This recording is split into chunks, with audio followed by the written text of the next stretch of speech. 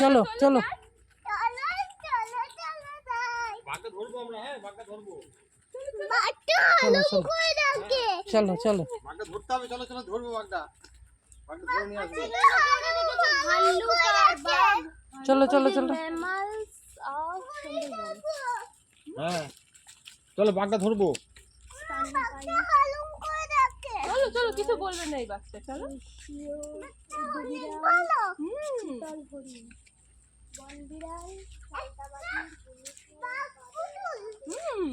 বাঘ পুতুল না, এটা টাইগার।